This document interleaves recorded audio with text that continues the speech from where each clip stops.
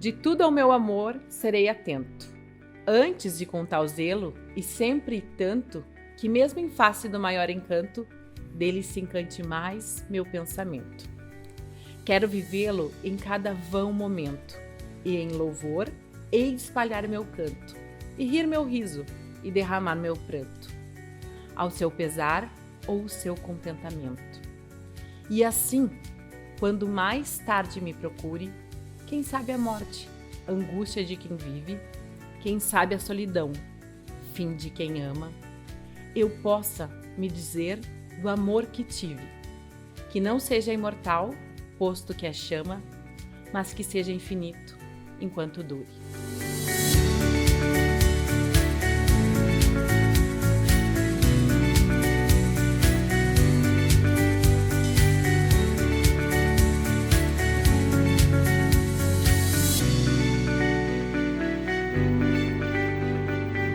Hoje eu estou mega feliz, porque a minha convidada hoje para o meu canal da Cionelli é a Cris Manfro, que ela é psicóloga clínica e terapeuta de casal e de família e também mentora de relacionamento de negócios. Cris, muito obrigada por me receber. Eu sou mega fã do teu trabalho. Sei que tu tens uma longa caminhada já e acredito que tu trabalha numa linha importante, tanto para o indivíduo quanto para a sociedade. Porque todos nós temos relacionamentos e um relacionamento afetivo é importante para a nossa vida. E Cris, já quero te perguntar. Eu lembro que Benjamin Disraeli escreveu uma vez uma carta para a Rainha Vitória na passagem do seu noivado com a seguinte frase: não há maior risco que o matrimônio, mas não há nada mais feliz que um matrimônio feliz. E eu ia te perguntar, quando a gente casa, a gente tá apaixonado, o amor cheio de sonhos, de planos e querendo construir um futuro com aquela pessoa. E ninguém casa também pensando em se separar, que às vezes pode ocorrer no caminho. Cris, e aí te pergunto, por que depois a gente deixa cair na rotina e tantas coisas vão acontecendo?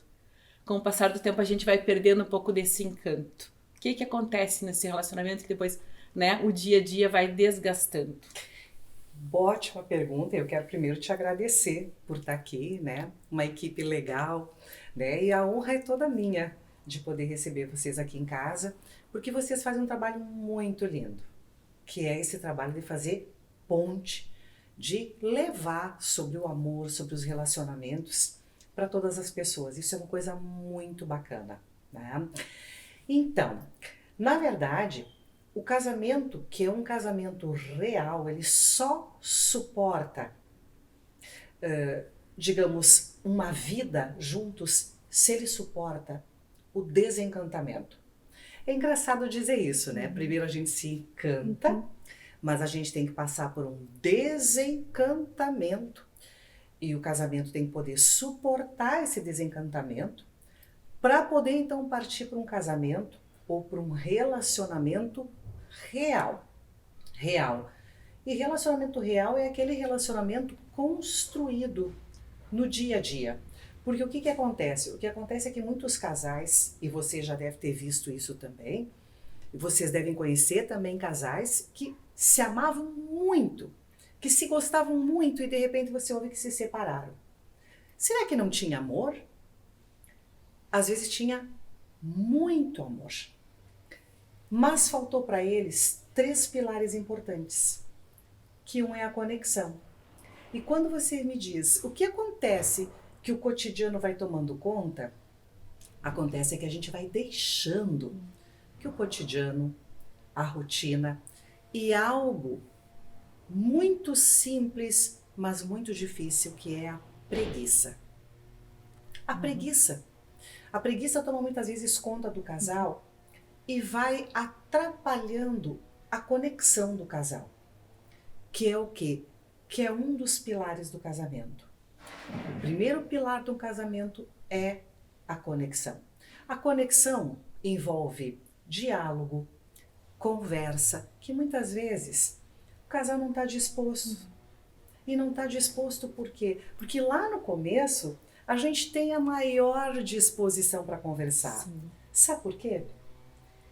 Porque a gente quer conversar muito para se tornar íntimo. Íntimos. Para ter intimidade. Então a gente quer contar nossas coisas, a gente quer saber das coisas do outro. Com o tempo, muitas vezes as conversas se tornam reclamações. Reclamações, queixas, críticas. Mas conexão também é sexo, também é intimidade. Intimidade não é só sexo, mas é você ser presença na vida do outro, é você saber do outro. O segundo pilar é a segurança. A segurança envolve um equilíbrio entre o quanto eu abro mão de mim por você e o quanto você abre mão de você por mim. É esse equilíbrio entre o eu e o outro. E o terceiro pilar é o propósito, que é quando um casal ele se alinha num propósito, no que faz sentido para ele. Eu adoro usar uma frase que é ser conivente. Conivente é uma coisa assim meio que de crime, mas eu adoro a ideia de ser conivente nas coisas. No dia a dia, muitos casais não vão mais observando esses pilares, né? Esses pilares eu trabalho muito dentro da minha mentoria, porque é esses pilares que levam o amor a ser permanente. Posto que a chama. Posto que a chama. Infinito enquanto dure. Esses pilares é que faz o amor ser permanente, ele ser infinito. Porque o amor verdadeiro nem sempre ele é permanente. Quantas pessoas muitas vezes se separam e se amando só? Quantas? Cris, mas deixa eu te perguntar, antes de nós falar de amor permanente, entrar mais fundo, nós não fomos ensinados a conversar. Eu acho que a gente conversa muito mal. E a gente vê isso nas nossas relações de trabalho, na própria família, às vezes entre pais e filhos, e no casal também. E não fomos também incentivados e ensinados a lidarmos bem com os nossos sentimentos e nos falarmos de forma adequada. E a preguiça que tu falou eu achei sensacional, porque muitas vezes a gente se vê dentro da preguiça mesmo, né? Que no início do relacionamento tu dá tudo, a tua entrega, a tua presença, tu tá interessado pela pessoa e isso depois vai acabando. Então eu achei sensacional tu citar a preguiça, porque eu acho que isso e de ambos eu acredito, né? E esse aprender a conversar, porque às vezes eu vejo os casais, a gente conversa de todas as outras coisas, mas não sobre nós, sobre o que nós queremos. E aí, Cris, eu lembrei de uma historinha que eu adoro, tá? Que conta que um casal estava comemorando na manhã 25 anos de casamento. E a esposa sempre fazia o pão. E ela dava sempre o miolo para o marido e ficava com a casca. E naquela manhã ela pensou assim, 25 anos de casada preparando esse café, hoje eu vou ficar com a melhor parte do pão. Pegou o miolo para ela e deu a casca para o marido. E o marido vai dizer assim, ai amor, que beleza, em tantos anos a minha parte preferida do pão é a casca, mas tu gostava tanto da casca que eu nunca ousei falar. Aí eu fiquei pensando, 25 anos, gente, e tu não falar do que tu gosta. E eu acho que a gente peca muito nisso, né? Muito. Então, eu tenho uma história real no meu consultório, que é real mesmo, e que eu uso muito essa história. Porque eu atendi um casal que eles vinham tão perdidos um do outro, né? Que quando eles chegaram, eles se conheciam muito pouco. E a gente resolveu fazer uma brincadeira do que cada um gostava e do que cada um não gostava. Eles tinham que trazer uma listinha, né? Tipo uma sabatina do outro. E aí, lá pelas tantas, ele disse assim, ó, eu não gosto de guisado. Né? Guisado é carne moída, né? Tem pessoas que são de outros estados e não sabem o que é guisado. Então é carne moída. E ela ficou parada e disse, quê? Como assim? Porque toda quarta-feira ele jogava futebol e ela fazia um pratão de massa moída, de carne moída para ele. Massa com carne moída. Ele chegava, olhava o pratão de massa e comia todo o pratão de massa com carne moída. Né? Quando ele disse isso, ela disse, como assim? Disse, não gosto, mas é que toda quarta-feira tu faz.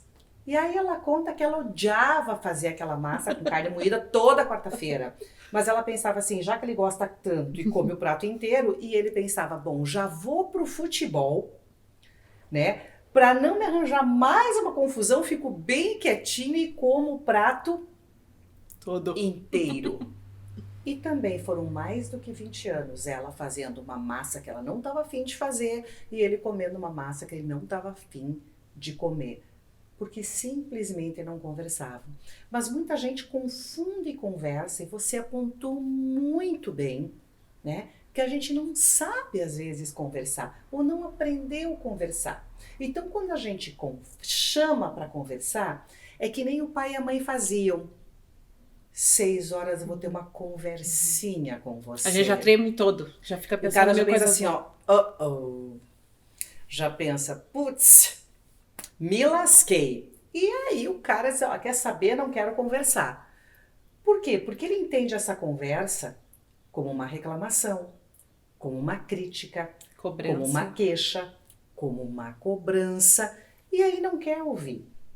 Muita gente diz, eu quero Já conversar. vai indisposto, Cris, daí. Exatamente, E armada, talvez. já vai armada. Perfeito, a pessoa já, ó, ou vai armada com as felpas em pé, ou se encolhe e fica ali preparando para se defender, vamos dizer assim. Então, o que acontece? Muita gente também fala em querer conversar, mas a pessoa quer, na verdade, um monólogo.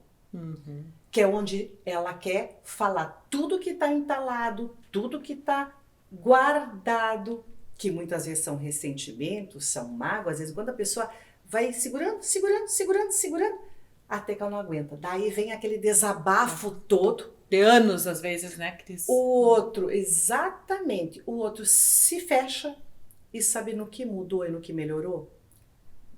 Em nada. Eu até brinco que esse é o ciclo do desabafo. A pessoa segura, aí briga, discute, se alivia, porque falou tudo, nada muda e ela volta a encher de novo. O copo vai enchendo de novo. De novo, até que ela desabafa, alivia, enche de novo, desabafa, mas não muda nada. Cris, e é até injusto com o outro, porque como tu não foi falando, talvez o outro não se percebeu aquela situação e não, a gente não deu a outra oportunidade de mudar. Sim. Geralmente quando a gente quer alguma mudança, adivinha quem a gente quer mudar? A gente mesmo? Claro que não. Não. No tribunal do amor, você sempre chega querendo mudar o outro. Claro, o outro. Dificilmente eu chego dizendo, olha, eu tô errando aqui, eu tô errando ali, eu tô errando lá. Razão. Eu quero melhorar, até porque o parceiro vai dizer, oi? Uau, mas por que tu não me disse isso antes? Podemos ir embora da terapia, porque eu já tô feliz. Mas aí que tá, Cris, a gente não muda o outro, né? A gente não tem esse poder. Não. Então, dentro da mentoria, eu falo muito que a gente tem 3 poderes. Você tem o controle sobre você, e não é sobre o que você sente, mas sobre o que você faz com o que você sente. Você tem controle, né? Você tem como monitorar o que vem na tua cabeça, os teus pensamentos, que muitas vezes, principalmente quando um casal está em crise, são disfuncionais. São pensamentos que não condizem com a realidade, né? Então, você tem o controle sobre você. Você tem o controle sobre a tua parte no relacionamento.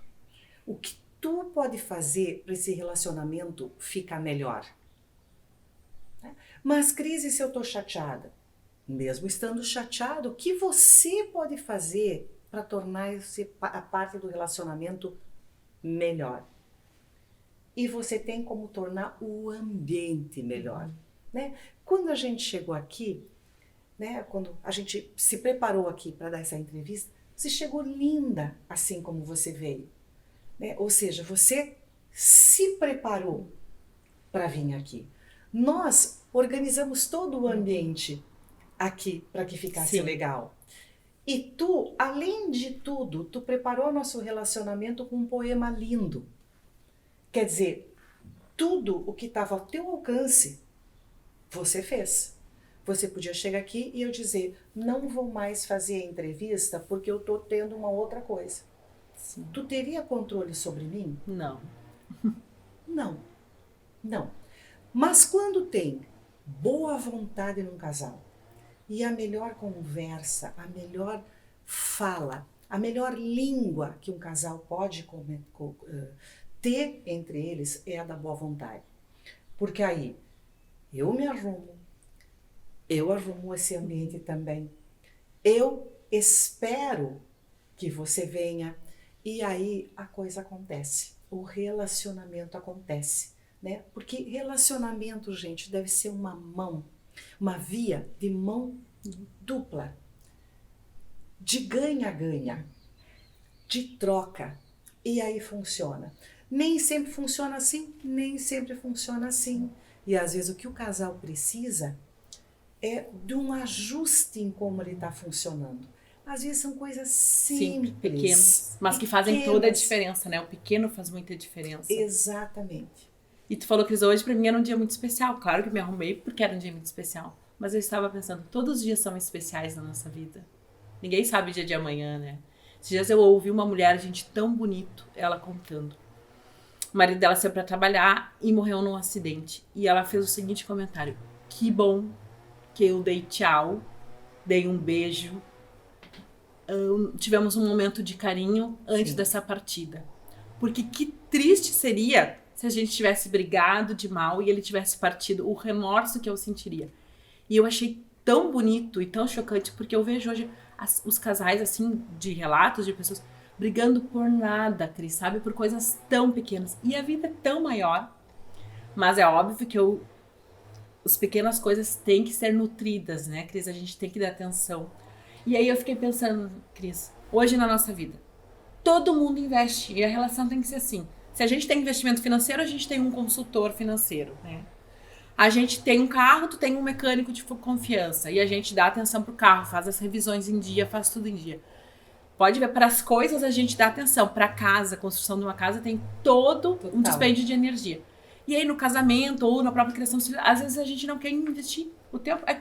Aí depois não dá certo, a gente pergunta, como não deu? Mas é a história da plantinha, né? Que a gente não foi nutrindo. Sim, e o que destrói um relacionamento não são problemas, gente. Porque as pessoas às vezes me perguntam assim, Cris, qual é o maior problema, assim, que faz com que os casais se separem? Não é os problemas que fazem os casais se separarem, senão não tinha nenhum casal junto. Porque todo casal tem problemas. Começa por aí. Quando começa um casamento, a gente imagina o casamento como uma coisa linear. E o casamento não é assim. Ter filho não é assim. Ter uma profissão não é assim. Você vai tendo altos e baixos, mas é claro que você tem que almejar que sempre para cima, sempre para frente. Né? Cris, todo casamento tem crise. Tem. Todo casamento tem crise. E a crise faz parte da vida, na verdade. A ambivalência faz parte da vida. Então, às vezes, você questionar teu casamento, questionar teus sentimentos, questionar teu trabalho, faz parte, às vezes, também. Só que hoje as pessoas logo associam. Então, eu não quero mais. Porque se eu estou em crise e se eu estou ambivalente, é porque não tem amor, é porque eu não quero, é porque eu não gosto, é porque não é para mim. E aí? E aí, às vezes, ao invés de buscar um mecânico, mas um mecânico de relacionamento, ou um mecânico da mente que possa ajudar você a ajustar, a pessoa procura um profissional que o separe. Nem sempre o casal quer separar. Ele quer se separar, sim, da dor. Sim. Quer se separar da ansiedade. Às vezes a ansiedade faz com que você diga assim, eu não aguento mais, quer dizer, eu tô com uma bola no meu pescoço, eu não consigo vomitar, eu não consigo engolir, então eu tenho que me separar. Quando a ansiedade acalma depois de um tempo e dá espaço para tristeza, é que as pessoas olham melhor e dizem, puxa vida, mas não era o que eu queria. Só que aí já envolveu família, já envolveu filho, já envolveu separação, já envolveu advogado, já envolveu bens. Então, e muitos casais se sentem constrangidos de dizer a gente se ama e quer voltar. Sim. Né? Então, como é importante programas como o teu, para que as pessoas possam pensar, eu quero realmente me separar do meu parceiro ou eu quero me separar de um tipo de funcionamento que não está funcionando? Que pode ser ajustado, né, Cris? Sim, porque empresa, é bem como tu disse, empresa pensa 1000 vezes antes de fechar. Sim. Mas o amor com essa ideia de a fila anda, e óbvio que a fila anda, gente, tá? Mas a fila anda não significa que as pessoas vão ser mais felizes. Nunca o lá, que as pessoas não sabem nem onde é que é, mas elas querem ir no lá, foi tão valorizado. E aí tá aqui, e aqui onde eu tô tendo problemas, passa a ser um grande problema. Porque eu passo a olhar para o lá como uma Disney. Não, uma Disney não. Acho que para grande um Las Vegas. E uma Las Vegas iluminada, chamando você. E a ilusão de que lá sempre vai ser melhor. Exatamente. E é bem como tu falou, é ilusão. Porque é um pacote turístico às vezes, te oferecendo do bom e do melhor, com tudo que você gostaria, sem problemas, até que tu resolve morar lá. E aí?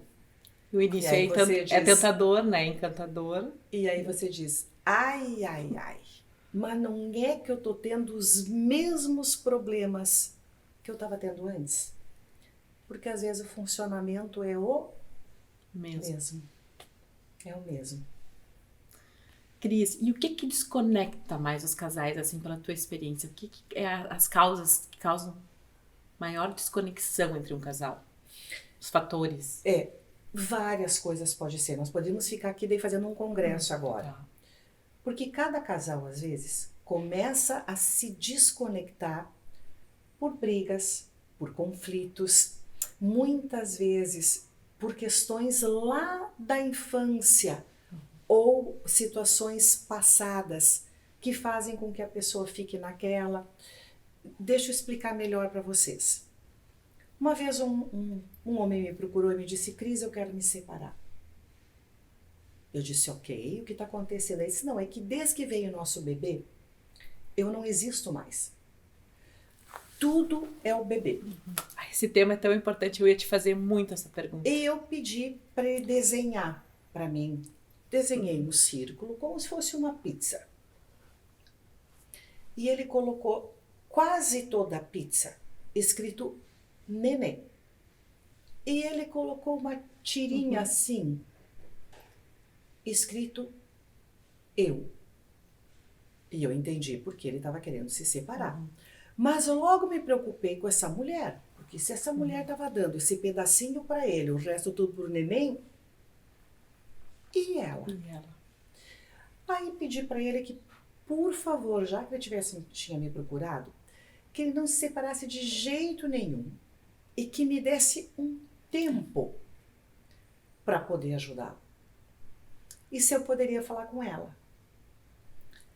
Comecei a atender com ela, quando comecei a atendê-la, eu perguntei para ela uma coisa muito simples para mim, lembrando da pizza que ele tinha feito, se ela se preocupava muito com o bebê.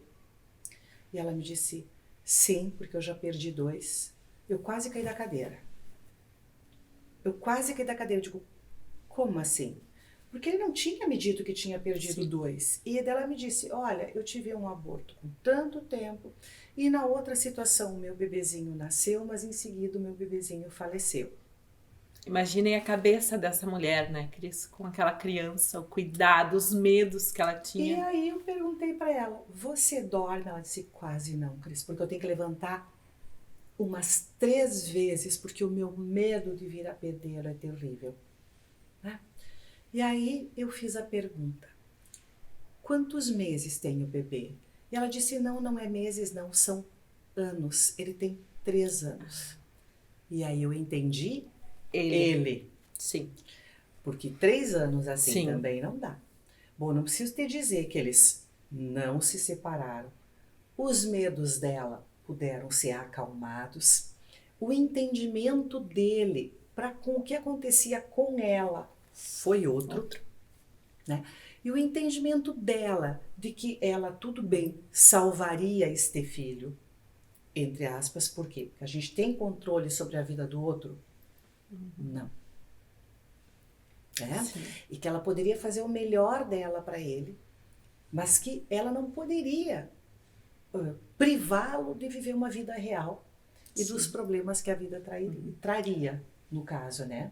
Eles estão bem até hoje, esse bebê não é mais bebê e nem tem 3 anos, hoje é um guri de mais de 10 anos, mas eventualmente eles me mandam a notícia, dia do aniversário, coisas assim. Esse exemplo é maravilhoso, porque envolve uma dor humana muito legítima, um medo muito legítimo, e também esse olhar para o relacionamento e a compreensão um do outro, Cris. E eu ia te fazer essa pergunta porque eu vejo inúmeras histórias de assim, a mulher ganha um nenê e ou o homem trai, ou sai, ou dá uma abandonadinha, porque a mulher já não olha mais tanto. E eu acho que é um momento tão especial da vida que se o casal não tá unido e fazendo junto, e aí, Cris, cabe, porque eu vejo muitas mulheres não deixando o homem participar, que eu acho que é um erro, né? Muito. Só eu faço, só eu lido com a criança, afastam também o esposo. Eu acho que é o momento da família se envolver. Porque a hora que o homem enxerga, que é difícil não dormir, que é difícil cuidar da criança e pega junto. Sim. Então, isso aí tem um fator muito histórico. Sim. Porque antigamente, na época que a mulher não trabalhava, não tinha uma vida de negócios, ou enfim, na verdade o que a mulher tinha para mostrar que ela realmente era boa era sendo mãe. E as pessoas reforçavam isso dizendo, mãe é mãe, não tem como mãe, e o pai sempre ficava secundário. Isso tudo mudou, gente. Muito. Isso tudo mudou e pai é pai.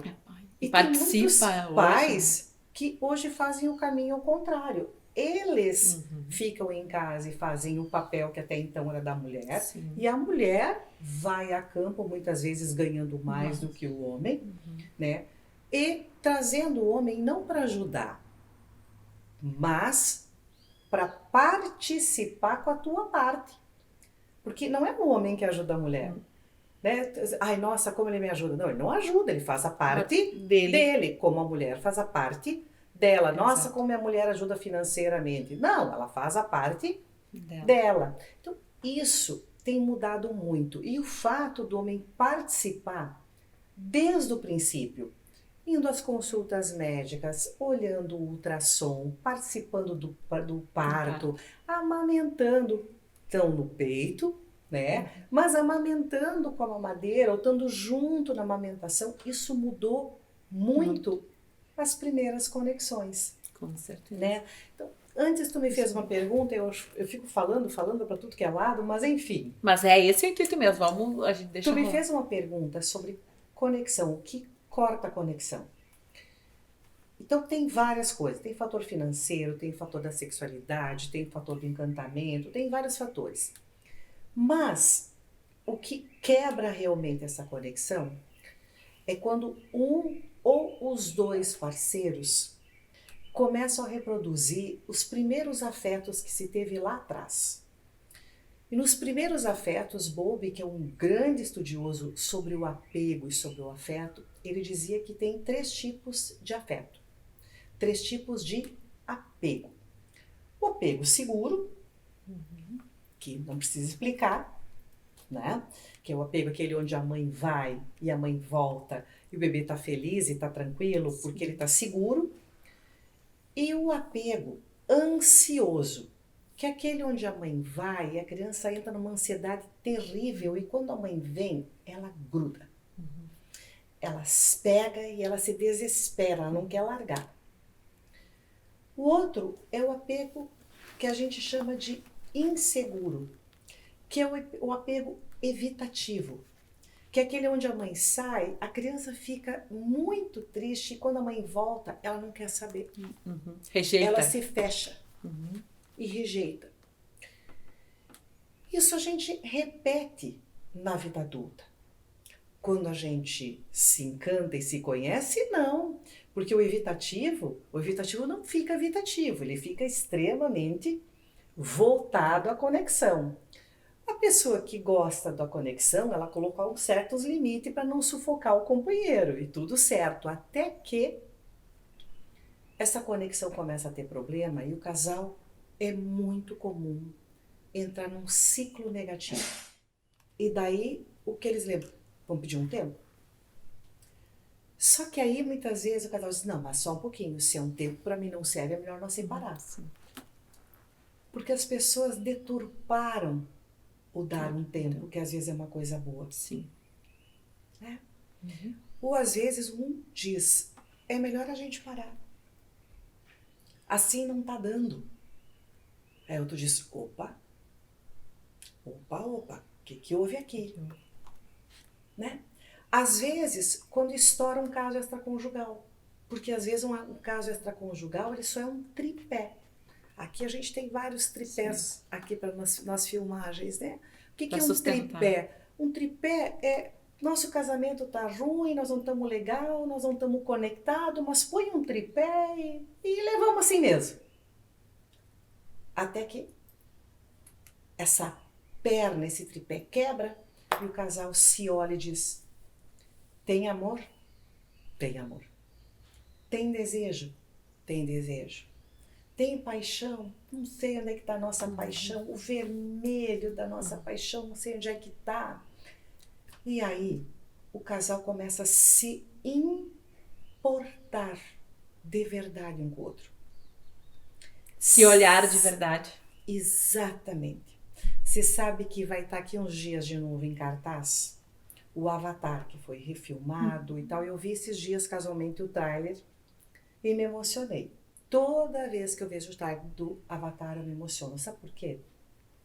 Porque em Pandora, que é a cidade do Avatar, não se dizia eu te amo. E se tu vê meus vídeos, se você vê as minhas postagens, muitas vezes você vê as pessoas me escrevendo I see you. Porque quando eu dou aula ou quando eu dou uma palestra, alguma coisa, eu sempre falo dessa parte do filme. Que em Pandora não se falava eu te amo.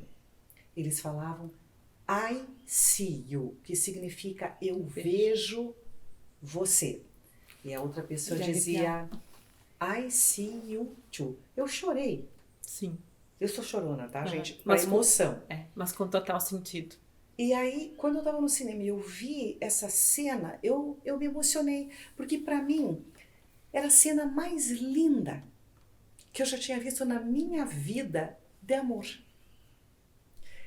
Porque você vê o outro, ser visto de verdade pelo outro, não tem preço, gente. Cris, a presença e o enxergar o outro é o maior presente que a gente pode dar para alguém, né? Uhum.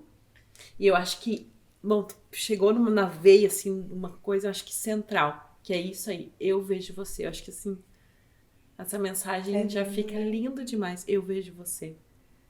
Tem um poema que eu li e era uma pessoa narrando.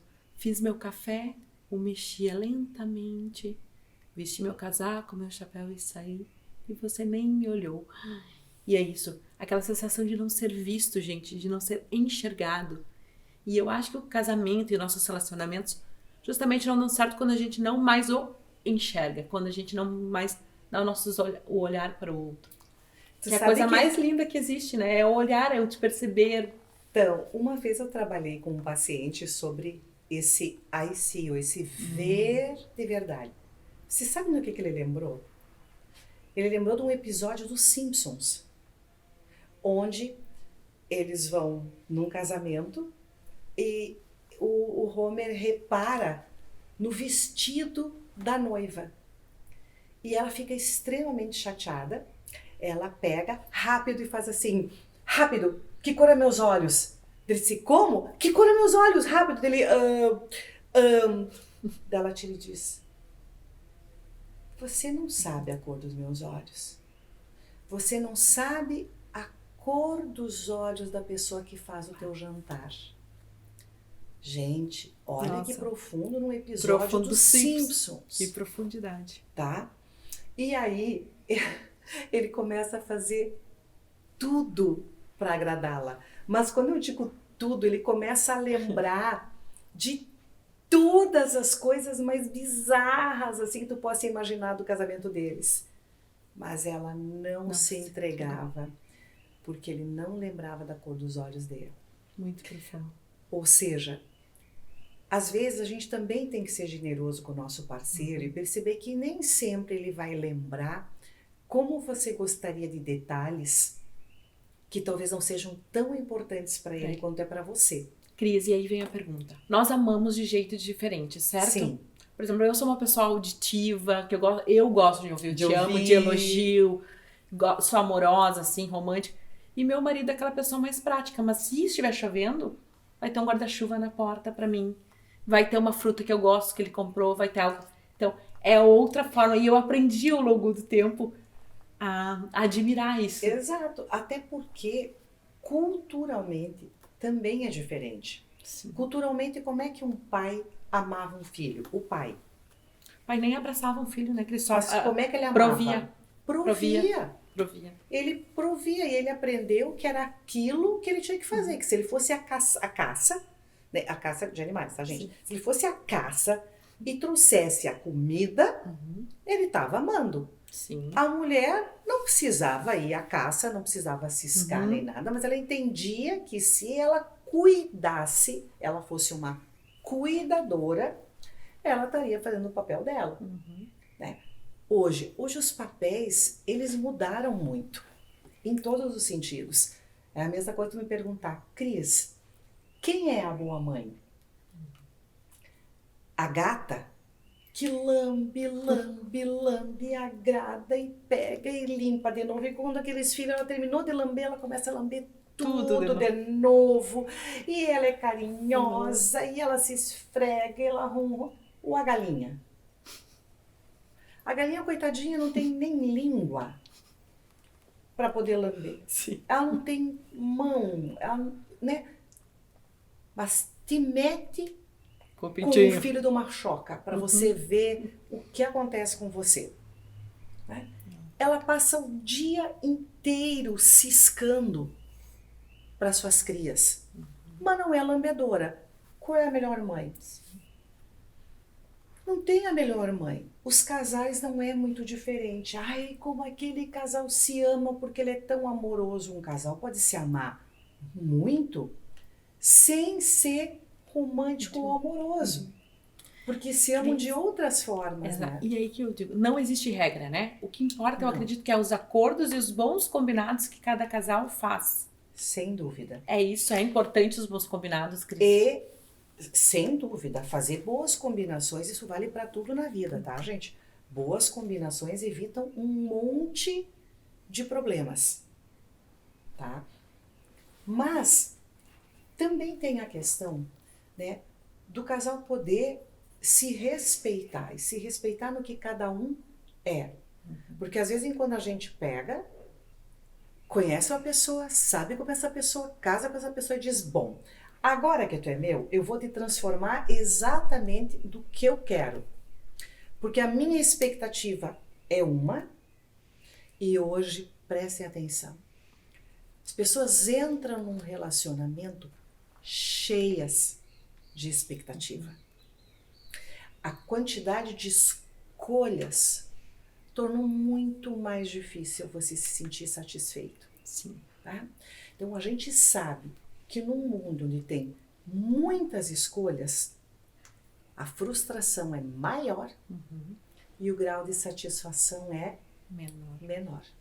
Que a gente vive com expectativas muito altas, Cris, eu acho. Para com tudo, né? E veja bem, eu não estou dizendo que eu não tenho expectativas, muito pelo contrário.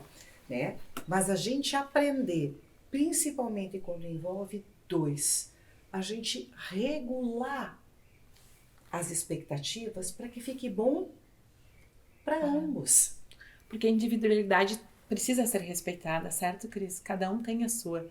E eu sempre acredito que o amor é tu colocar asas no outro, né? Tu dá vazão para que a pessoa cresça, se desenvolva. Sim. Porque vem coisas que é disfarçados de amor que não são.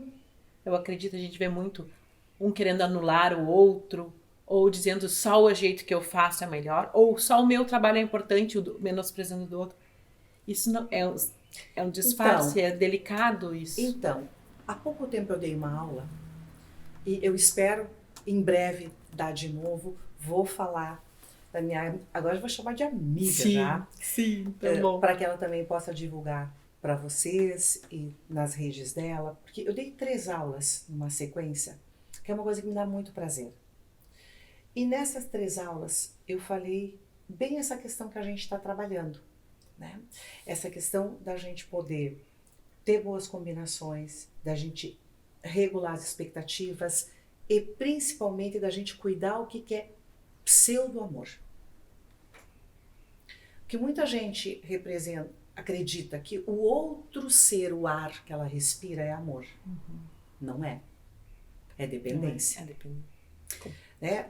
Em cartão fica bonito, tá, gente? Em Uhum, cartão pode. sim. Tipo assim, você é tudo pra mim. É bonito em cartão. Mas o outro ser tudo pra você gera dependência, gera baixa autoestima, que a gente vê em frases do tipo, sem você eu não sou ninguém. Como assim? Não, sem você eu vou sofrer muito, Sim. muito mesmo, mas eu sou alguém. Porque Na música pode, né, Cris? na Mas música pode, em cartão de Dia dos Namorados pode. Mas levar isso como uma verdade pro da dia a vida, dia.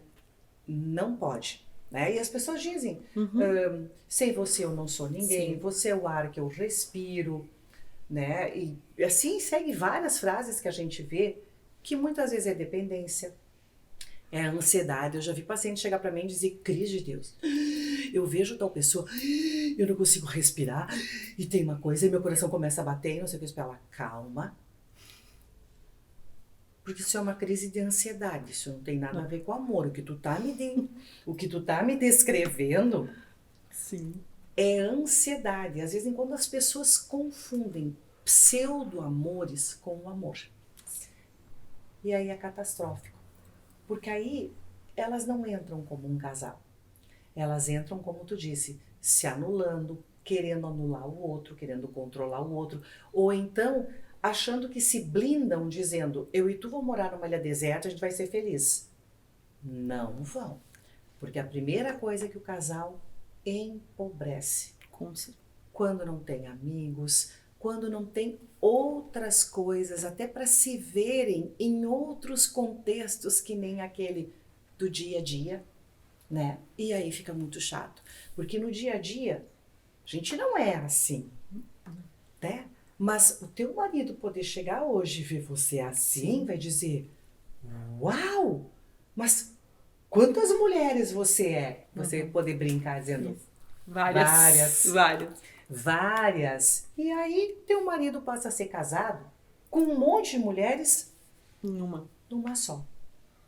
Cris, mas falaste em caldo, herança cultural, e eu fiquei lembrando, e eu sempre brinco, né?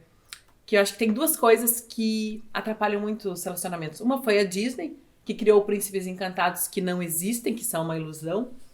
E a pornografia, Cris, que eu acho, além de perigosa, também os homens vêm, acham que vão ter uma mulher insaciável. Os homens E e desculpa, mulheres. Porque a ideia de que a pornografia é uma coisa que satisfaz homens tá muito errada, tá, sim. gente? Eu falei talvez por mim, porque eu sempre digo nos meus grupos de WhatsApp, mulher manda mais figurinha de Jesus e nunca me mandaram nada. E a gente sabe que os homens têm mais, é mais natural para eles, nos grupos, por exemplo, enviar isso, né? E é verdade. Talvez neste viés foi minha colocação, tá? Mas... É claro que eu coloco dentro da minha profissão, né? Então, com certeza. Exatamente. E são 2 coisas que eu acho que atrapalham muito, porque essa ilusão do príncipe não existe, né, gente? Então, a pornografia tem várias questões. Uma é que nem tu disse, a pornografia, gente, aquilo que você tá vendo ali não existe, tá? Porque pra tu ver o que você tá vendo ali, tá? Tem mais câmera do que aqui, tem mais equipamento do que tem aqui. Tem uma equipe de 5, de 10 profissionais às vezes à volta, editando tudo aquilo. Começa de novo. Agora vai. Com medicação envolvida, com tudo. Que quando você assiste aquilo, tu disse, Jesus. Nós estamos no chinelo, né? É muito ruim. Sem se dar conta que aquilo tudo é editado. Então, o que é palco, isso vale para Instagram, que muitas vezes é uma pornografia também. Eu não tô falando de sexualidade, eu tô falando de palco, com pessoas mostrando uma vida que não é real, de prazeres que não são reais, né? Qualquer rede social, né? E tem a questão de uma coisinha chamada dopamina. Muitas pessoas não ficam viciadas na pornografia.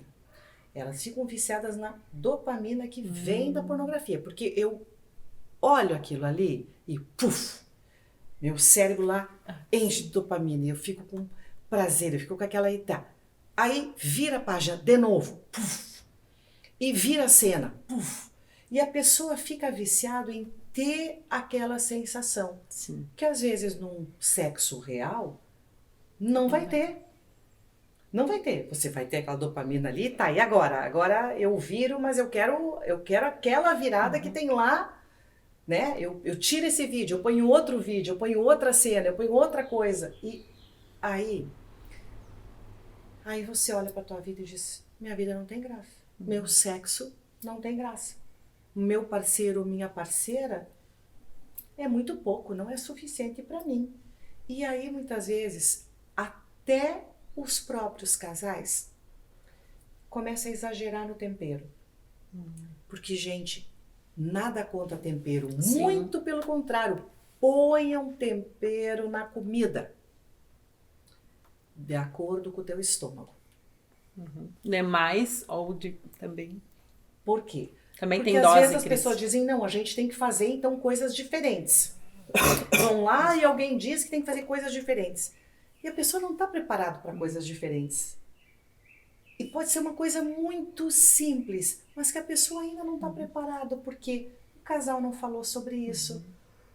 O casal não acordou, como tu falou muito bem, de ter uma boa combinação sobre aquilo e vamos temperar. Depois os dois passam mal. Ou um passa mal, o outro fica culpado, fica chateado, porque de alguma maneira aquilo era para ter sido uma coisa legal e acabou não sendo legal. Às vezes a pessoa pensa surpreender com um tempero diferente e a outra se choca ou se constrange, não gosta. Ou o outro, né, gente? Tanto faz, né? Ou a outra pessoa não sabe nem como lidar. Sim. Cris, por isso também é importante conversar sobre o sexo no casamento, né? O que gosta, o que não gosta, as suas expectativas, as suas... Sexo e dinheiro ainda são tabu. Eu até diria que talvez em algumas situações falar de dinheiro, falar das finanças do casal é mais tabu até às vezes do que do sexo. Eu acredito. Dinheiro de fato é um fator que mexe. E a gente tem até com próprios amigos, tipo, ninguém sai falando, se aconselhando muito sobre dinheiro. É um tabu na sociedade de forma geral. Sim, sim, né? Então é uma coisa fechada e dependendo da família da qual você veio, mais fechado ainda, ou mais aberto, ou mais que entre casal, isso também tem que ser alinhado. Cris, isso eu ia dizer, num casamento não é fácil. Eu senti isso muito no primeiro ano do meu. Cada um vem de uma família diferente, com culturas, a forma de lidar com o dinheiro é diferente, a forma de lidar nos relacionamentos. E aí eu ia te perguntar, como entrosar essa questão do respeito com a família do outro? E tem aquela família que se mete, às vezes, também no relacionamento. Que também é difícil. Bom, aí falar de família e de diferenças... Um joguinho rápido, nós assim. vamos ter que fazer um outro programa. Mas diferenças não são problemas. O problema é que a gente interpreta as diferenças ou como um erro, eu tô certa e você tá errada, ou como um defeito, a nossa família é assim e a tua tem defeitos, porque isto não tá certo. Ou pior ainda, como diagnóstico. Nunca as pessoas se deram tanto diagnóstico como agora. Nunca as pessoas se deram tanto diagnóstico como agora. Que interessante isso. Né? Então, quando você vê diferenças como diferenças, e é isso. E diferenças que a gente tem que ajustar. Já é meio caminho andado. Quando você pode entender, e dentro da mentoria eu trabalho muito a questão do entendimento dos tipos de família. A gente tem uma família agregadora, que é aquela família que vive junto, quer estar junto o tempo todo. né? É churrasco junto, vão Exato. viajar juntos. Exatamente, férias. Tudo Todo junto. mundo junto. Quem se mete na vida de quem? Adivinha? É essa família. Todo mundo. Todo mundo se Todo mundo se mete na vida de todo mundo. E Ela tem- acolhe muito, mas também sabe se meter Claro. muito, né? E a família excludente ou evitativa, que é cada um no seu canto, cada um no seu quadrado. A frase que mais identifica é cada macaco no seu galho. Tá? E lá pelas tantas, o que acontece? Uma família agregadora casa com uma família evitativa ou excludente. Ai, ai, ai, ai, ai, porque tu imagina como organizar isso. Então, quando o casal passa a entender o funcionamento e achar um meio termo, que não é o jeito nem de um, nem de outro, é um terceiro jeito, dá tudo certo. Eu costumo até dizer que é, às vezes, o casal café com leite. Né? Que é o casal que pode ser muito diferente em várias coisas, mas quando tu junta, fica tão perfeito. Pra mim é a minha bebida perfeita, tá, gente? É café com leite. Que tu não consegue separar. Tu não consegue separar. O que não dá? O que não dá é quando a diferença envolve valores, princípios, que aí você tá numa estrada e a pessoa tá em outra estrada. Aí vai ser muito difícil. Aí né? fica muito difícil, porque aí tu querer juntar óleo com água. Não Tu tem pode como. fazer a força que você quiser. Vai ser muito desgaste de energia para nenhum resultado. Exatamente. Exatamente. Cris, vamos fazer um joguinho rápido então. A mulher que quer proibir o futebol do marido e o marido que proíbe a mulher de ver as amigas. Eu acho que, como tu falou, empobrece o relacionamento. Total. Total. E se eu tô proibindo, eu tô exercendo um poder sobre o outro. O outro, de alguma maneira, tá se submetendo. E não Isso é é o objetivo horrível. de um casal, né? Não. Não pode, De não pode ser, né? De maneira nenhuma. E se o marido tem futebol, que maravilha. O que você pode fazer nesse tempo por você? Para que o casal possa ter outras coisas, se ver em outros contextos, Em outros e assuntos. outras coisas que te tragam também felicidade. Por quê? Porque senão a única fonte de felicidade passa a ser o outro. E dependência com o tempo, podem ter certeza, traz raiva. Traz raiva quando não traz mágoa. Com né? certeza. Depois é difícil. Isso eu acho muito importante porque a gente vê pessoas não permitindo o outro ter seu espaço e depois dá um problema também muito sério nos casamentos. Outra coisa, a admiração é muito importante tu admirar o outro. Esses dias eu até vi uma analogia. É uma parede, né? O amor é o tijolo e se tu não tem admiração, a admiração é o cimento. Aí não cola, a parede não fica em pé. E aí, Cris, a minha pergunta é assim. Esses dias eu até vi uma pessoa me falando, Sioneli, eu não tenho problema com meu parceiro no futuro, porque eu sempre digo que um casal tem que ter sonhos juntos e visualizar um futuro. Eu me vejo envelhecendo com aquela pessoa, mas no agora tenho problemas, porque eu sou uma pessoa que estou em busca e ele tá mais parado, enfim. E aí ela foi por terra um conceito meu, que era só de visualizar um futuro. Ela disse, não, um futuro não tem problema nenhum, mas o agora. Cris, o que cabe nesses momentos quando tá um para um lado, outro para o outro? Tem que sentar e botar na mesa. A primeira coisa, se ela já está se conscientizando, e a primeira coisa é ter consciência, gente, porque tem pessoas que não têm consciência, elas negam. Né? Até do nosso querer, vou né, empurrando Cris? com a barriga, vou empurrando com a barriga de qualquer jeito, até que elas dizem, opa, isso aqui está acontecendo e a gente tem que parar para ver o que fazer. E aí vem uma decisão. A decisão é o que nós podemos fazer para ficar melhor. Temos que buscar ajuda? Vamos fazer lá a mentoria da Cris? O que a gente precisa fazer para isso? E investir na manutenção, porque é a manutenção daqueles 3 pilares que eu falei que vão levar você a ter um amor permanente pro resto da tua vida. Cris, e aí como é que a gente faz esse amor verdadeiro virar permanente? Trabalhando, primeiro é a convivência, né? O amor verdadeiro não se transforma de uma noite pro dia em permanente. Não, permanente eu tô falando é a vivência do dia a dia, é a construção diária ao longo de várias etapas da vida, casando com a mesma ou com o mesmo em várias etapas da vida. Tipo, eu agora casei com um vovô e meu marido está casado com uma vovó, Que né? legal. Quer dizer, eu não casei com um avô, ele também não casou com uma avó, agora a gente já casou de novo e vai casar de novo ao longo da vida, né? Então, essa manutenção, ela é muito importante, que envolve a conexão, a segurança, que é o equilíbrio entre o eu e o outro, e também o propósito, que é ter propósito alinhados como casal, porque aí o casal progride, o casal cresce junto, o casal, enfim, Quero junto, enriquece um ao outro. Todas as maneiras, não só enriquece no bolso, enriquece de todas as formas, né? Como ser humano, como é um ser integral, os dois juntos. Cris, e quando não tem o que fazer e é inevitável uma separação? A separação a gente sempre pensa que é o fim. Às vezes é só o começo e o começo de uma nova vida. Porque às vezes o ser feliz para sempre é ser feliz para sempre passando por uma separação. Isso também faz parte da vida. Da vida. E saber, né, reconhecer esse momento. Eu acredito que a separação também é um luto, Cris.